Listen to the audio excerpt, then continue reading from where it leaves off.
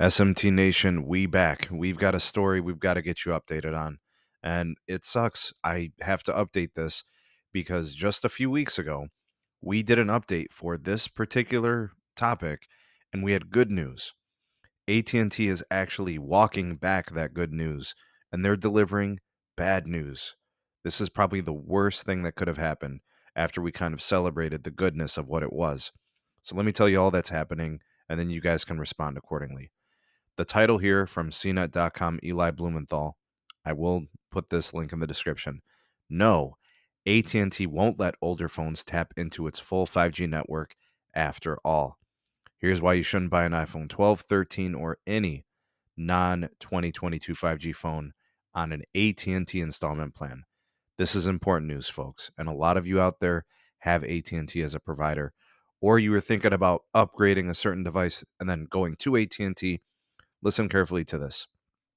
For starters, N77 C-band has two varieties currently. You have the upper frequency, which is 3.7 gigahertz or 3700. You have 3.45 gigahertz or 3450. You have the upper C-band, and then you have like the lower C-band, which they sometimes refer to as DoD. This just has to do with the origin of where these frequencies are coming from. Anyways, AT&T did something really smart for their network, and they were able to save some money by splitting two different spectrum auctions to get spectrum in both parts of this channel. N77 has those two parts. This has made things complicated for the consumer though. So by splitting up that spectrum that way, there are some incompatibilities now moving forward with some of the devices. A few weeks ago, we had the update from AT&T saying some of the older devices, previous 5G phones from last generation, the generation before, would be able to get a firmware upgrade, essentially just get the certification compatibility with those devices for both frequencies, the 3450 and the 3700. They are now walking this back. All right, so we thought that the iPhone 12 was going to be covered. It is not. It is not going to be compatible with the 3.45 gigahertz or the 3450, the DoD. The iPhone 12 generation, the 2021 Samsung Galaxy S21 generation, the Pixel 6, the iPhone 13s. We thought they were all going to get it. We have a problem, folks. It says here that saying that capability will once again be limited to just a selection of 2022 and newer devices. Those with older 5G phones and tablets will no longer be receiving updates or be able to connect to the complete footprint. So, them walking this back leaves us with this. The Samsung Galaxy S22 generation, that includes the Flip and the Fold 4, those devices, will be able to take advantage of the whole N77 channel, which is both the 3450 and the 3700 frequencies, upper and we'll call it lower C-band. The iPhone 13 is a no. The 13 Pro, the whole generation, and anything before it, not compatible with the 3450. It's not the end of the world. Your phone will still connect to their 3700 C-band, but just not the lower part, the DoD part.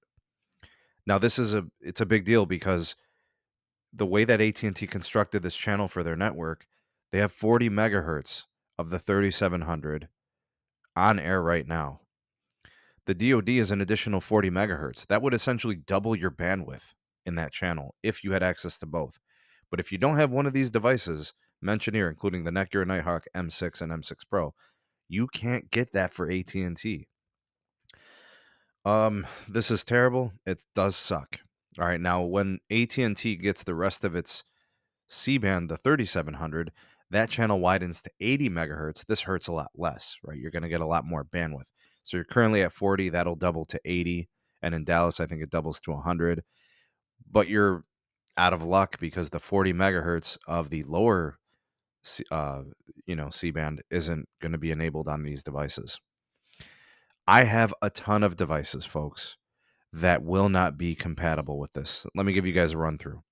I have a Pixel 6 Pro. I won't have compatibility. I have a Pixel 6a. That won't have compatibility. I have an iPhone 13 Pro, a 13 Pro Max. I have a 12 Pro. All these phones a few weeks ago were going to be working with all of the spectrum, with all the parts of the frequencies and bands and all that. All of that is getting walked back. I don't have an S22 or S22 Plus or S22 Ultra. I don't have a Flip 4 or a Fold 4. I'm going to be ordering iPhones regardless of whatever happened here with this. That's probably how I'm going to be connecting to that full C-band portfolio, the two parts, the lower and the upper part of the channel. I'm sorry to be the bearer of bad news. It really does suck, but this information was published just today, earlier this morning, and I don't know what the issue is. I don't know. I don't know. It didn't seem like a hardware restriction. To me, it just simply looks like AT&T found it difficult to do the certification process with the FCC, retroactively enabling it or whatever. Who knows? I mean, people are probably going to speculate and say things like, well, they're just trying to get it's just a money grab. They're going to want to get people to upgrade to a newer device like the iPhone 14 generation or these Galaxies, and then that'll lock them into the network longer.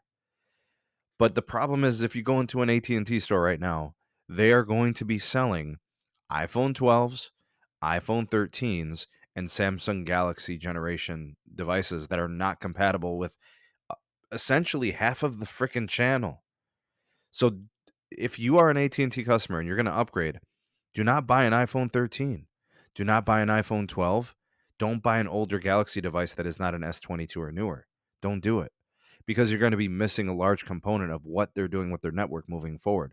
That 40 megahertz of bandwidth is going to be crucial in having capacity connectivity in some high leverage situations. Why would you buy a phone now that's going to be already outdated for an important piece of the future in 5G networking?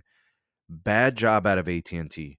Unfortunate event for anybody who just upgraded to an iPhone 12 on some kind of a deal or an iPhone 13.